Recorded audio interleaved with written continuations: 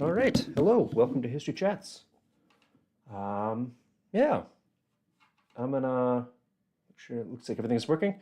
Yeah, we're kind of a theme here of some military vaguely things here in November.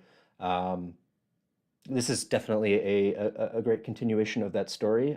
Even though we didn't quite get Veterans Day specifically this year, didn't quite land on a Thursday. But we're carrying on the theme, and yeah. So today we're going to be looking at a particular monument, and I'll just let Gary take it over and go.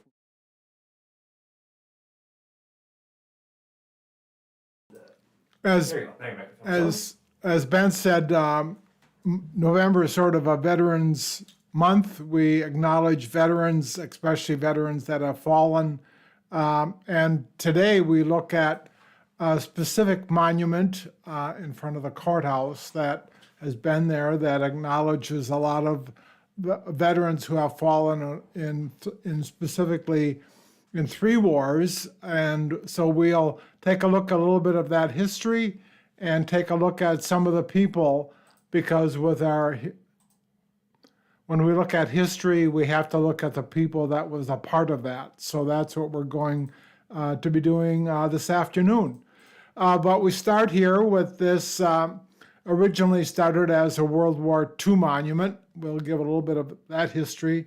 And then as America went into two wars after that, Vietnam and Korea, we'll also talk a little bit about that. But this monument sits in front of the courthouse, Marathon County Courthouse on Forest Street. Sometimes I know that you're going, as people speed by, turn the corner or whatever, looking for the next street to take. Sometimes our monuments are not readily recognizable. But I think this one certainly should be, and next time you go by the courthouse on Forest, take a look. But the history of that specific monument goes back a little bit earlier. This is a shot from Old City Hall down 3rd Street. So this monument sat in front of our old City Hall when that City Hall was on Forest Street.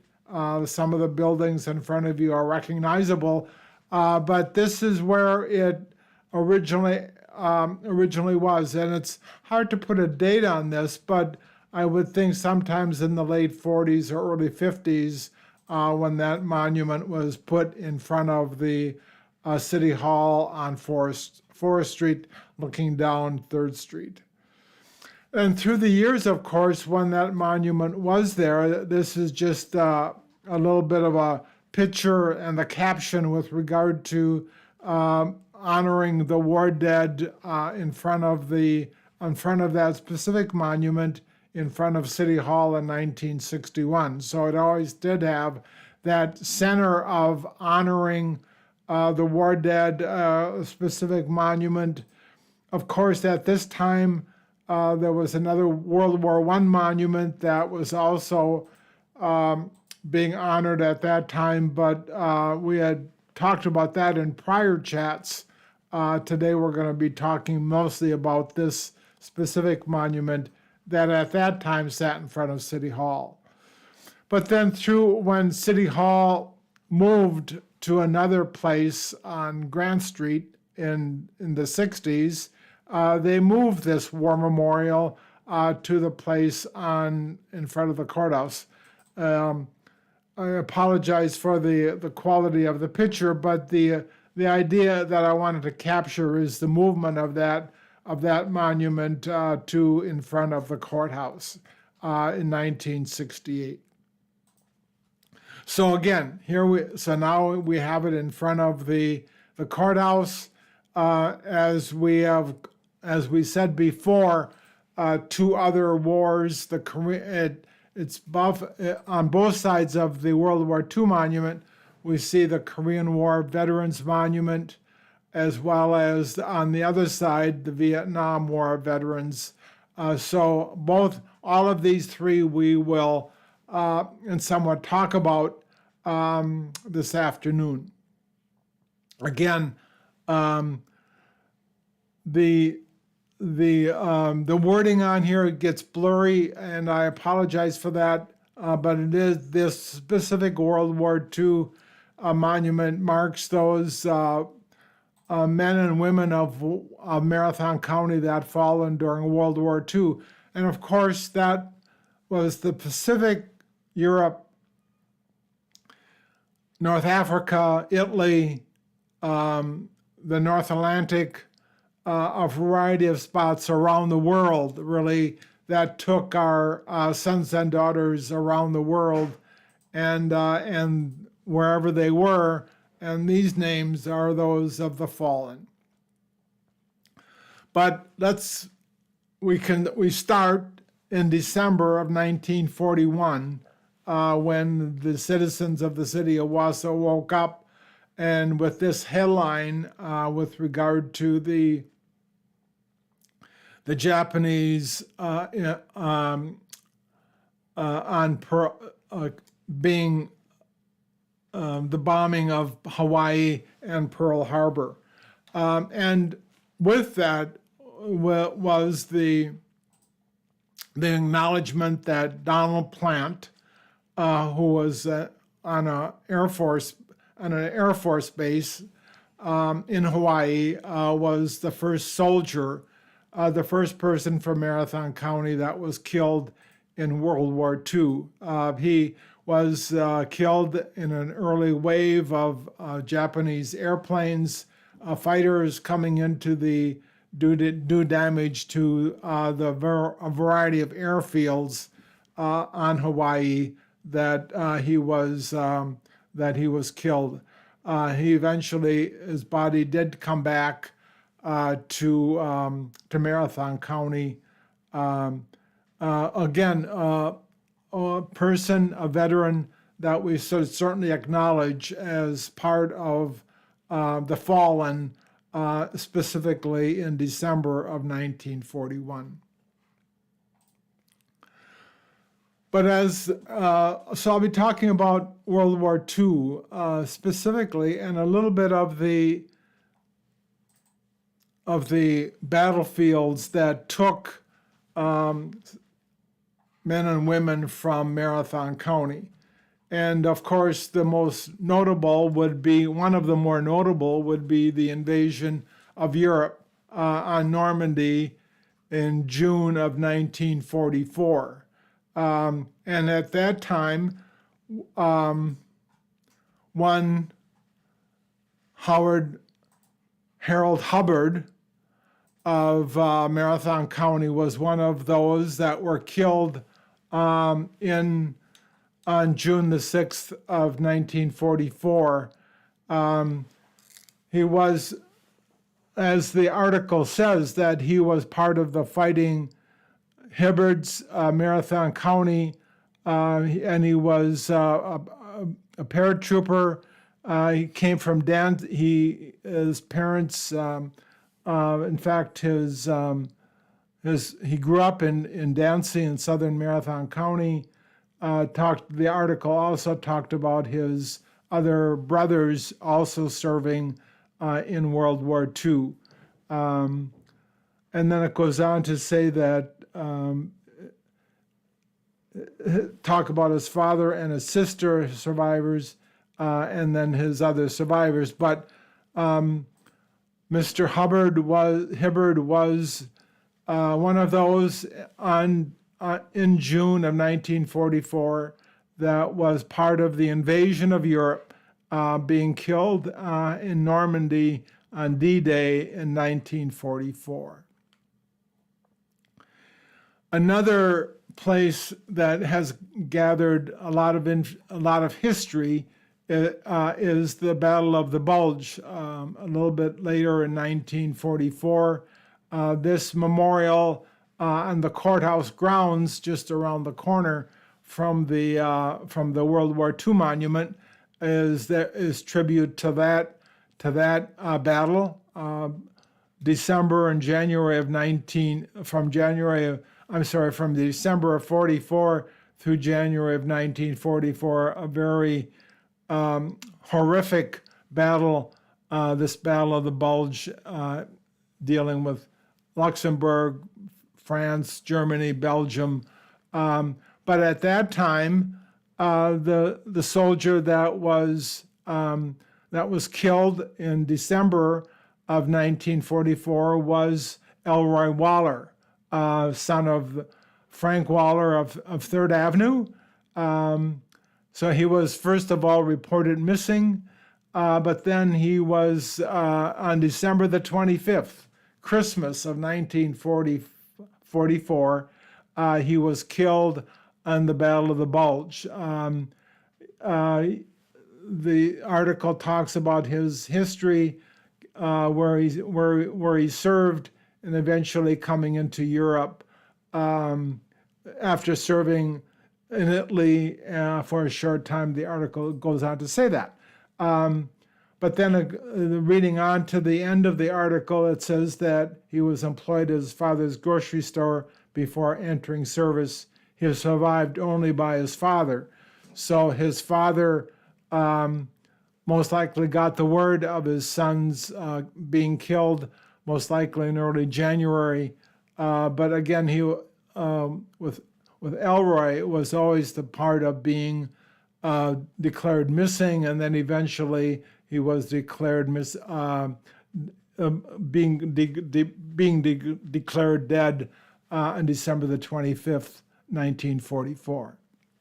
This is Elroy did come back to Marathon County and was buried. This is his marker. Again, noting the December the 25th, 1944. And one of the things that tells us a little bit about Elroy are some of the documents. He lived in the town of Maine. He was born in the town of Maine, lived on 3rd Avenue. I think sometimes it will say where he was employed, but this is the headstone marker that eventually came, that was made. He served in the 180th Infantry Division, entered the service September 1942. So again, telling us a little bit about Elroy and his service to our country.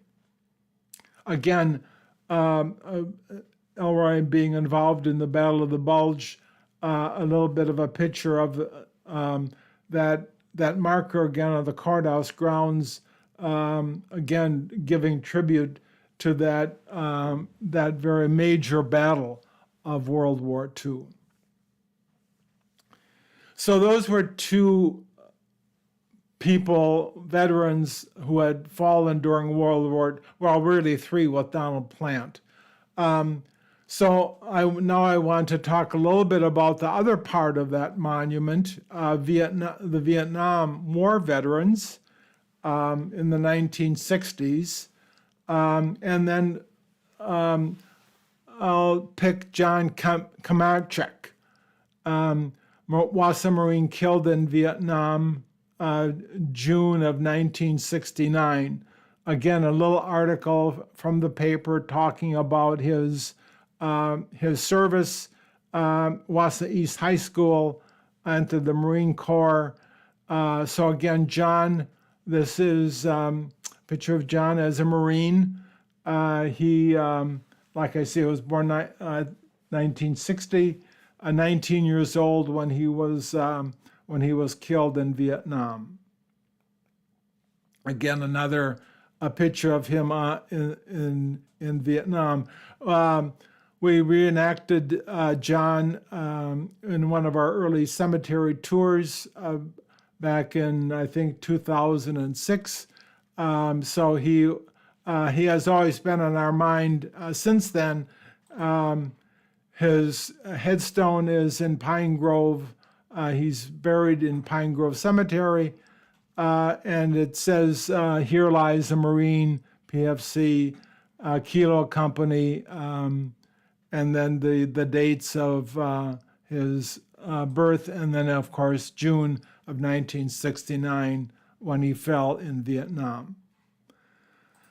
The other part of the of the memorial is the Korean War veterans. And I know I'm not taking these chronologically, but I wanted to conclude with Jerome Sudet, who was killed in Korea, killed in action. This is September of 1951. Killed in action September 12th in Korea. His parents being informed by the Army in Washington, D.C. This is a picture of him from the Herald being given a battlefield commission, his commanding general, 25th Wolfhound Division in Korea. But because of his actions, because of Jerome's actions, he is the only soldier from Marathon County that was awarded the Congressional Medal of Honor. This is the highest award that America can give to its soldiers that fallen, and this was in 1952. And then this is an article from that Herald talking about the episode that led to his being awarded the Congressional Medal of Honor. Wounded again, died shortly thereafter. The action occurred September the 12th, 1951. And then the article, and then his body did come back to Marathon County to be buried. And this is an article from the Herald, seeing that his father accepting the Congressional Medal of Honor for the actions of Jerome in Korea. But with Jerome, another memorial, so to speak, the War Mothers in 1952 planted trees and had a memorial in Memorial Park. So if you go to Memorial Park on Wausau's southeast side, there's the Lake Wausa in front of you. There's a little bit of let me correct that. There is a memorial here placed to Jerome Sudet, Congressional Medal of Honor winner. This little memorial dedicated to him in memory of the honor that was bestowed upon him. There, and then also in the courthouse grounds, the parking lot on the west side of the courthouse, there's also this monument, this marker to Jerome Sudet, mentioning and telling the narrative of his heroic actions that eventually would have him being awarded the Congressional Medal of Honor. So with this, I just wanted to bring some of the people, some of the veterans, fallen veterans. Our history is always marked by people. And with this memorial to World War II, Korea, and Vietnam in this brief time, I just wanted to mention that men and women from Marathon County through all these wars from around the world enlisted, came into service, and eventually would be involved in major battles, major efforts throughout the world, really. And we and citizens of Marathon County have put together this monument in front of the courthouse, honoring the memory of those fallen in World War II, fallen in Korea, as well as fallen in Vietnam. So with that, again, when you go around the courthouse, sometimes you don't get a chance to see where these monuments and markers are. Pay attention, walk around the courthouse. Great tributes to the fallen from Marathon County that we honor to this day. So with that, I'll turn it back to Ben. Thank you, Ben. Yeah, thank you, Gary. And I'll note, we've talked also about a number of other monuments in past programs. So if you didn't get to see that, you're curious about the World War I monument or the Cutler Post or the Laotian Hmong monuments that are also on the courthouse grounds. You can go back and watch those, or go take a walk and see the monuments for yourself. So next week, I'm just going to present this. Let's see, is this which one would I do?